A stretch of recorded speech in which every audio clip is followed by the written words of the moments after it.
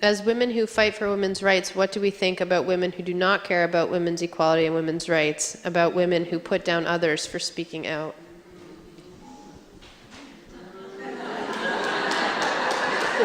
Okay, I'll take that one. I agree with Madeleine Albright. And Madeleine Albright says, loosely paraphrased, there's a cold place in hell for women who don't support other women.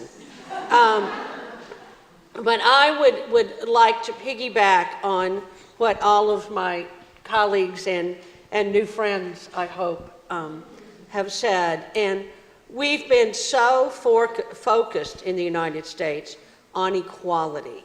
It's been the same battle between Hamilton and Jefferson that's been fought out, in every group, every movement since the beginning of time.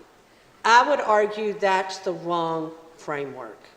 And this is something that I'm 64. I've just really begun to grapple with this in the past decade.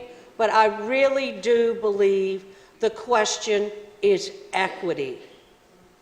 Because Eleanor, if I can just quote Eleanor for a minute, Eleanor in 1937 says, if we have a public school system that's tied to local school boards and property taxes, we're going to have a three-tiered school system. We're going to have a great public school system for white kids. We're going to have a great public school system for people who want to leave it. And then we will have a chronically underfunded, always searching, always desperate public school system for the rest of us. And so public education, to me, is a fundamental equity issue. We don't know how to manage that. And if we put that in an employment situation, okay, here are my little hearing aids. I come from a family of the deaf, which is actually how I first learned about the Roosevelts. And my deaf aunt, Ida Mae, was born in a tiny town with my grandmother. And they had to make up signs to talk to each other, what we call home sign. And what I learned from my aunt, when they would laugh at us trying to figure this out, and I would get mad and want to go over there and defend my aunt, she would say to me, there's a fool born every minute. Your job is to win them over. And so to piggyback again to the women thing, I have spent, can I say this here? I have spent the last 3 years and 11 months traveling the country, encouraging people to vote for women at a national level. I have been in churches, I have been in synagogues, I have been in the most conservative places in the United States trying to have a conversation. And what I have learned from those women about myself is I can handle anger better than I think I can. But that if you listen, if you ask them what is important to them and keep the conversation going in a way that is not a holier than thou conversation, you can search for more common ground than you thought possible.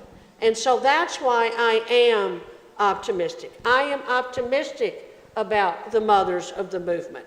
I am optimistic about the black middle class. I am heartsick about gun violence, but I revel in Gabby Giffords. So I think we have to take courage from all of us and find courage in unexpected places and stand with women who lead, whether it's in their families, in their churches, in their schools, in their classrooms, because we need each other. If we don't work together, the rubber band's gonna pop because we're all gonna pull at it. I had one, but yeah. So I would just also add that we have reached a level, I think, of progress for many women in this society that we have got to be able and willing and brave enough to ask really tough questions. So while I hope that we will have 6 or 7 new women senators, they're just, the fact of them being women senators is not enough.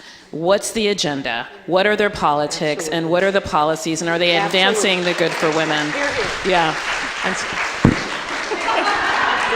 so I just want to keep that in the forefront, and I know Alita feels the exact same way, but we can no longer sort of have a Women in STIR and think that's great, add Women in STIR and think that's progress. We need to really be incisive about what the policies and the politics are. And I would add to that, the need to break out of silos and stop.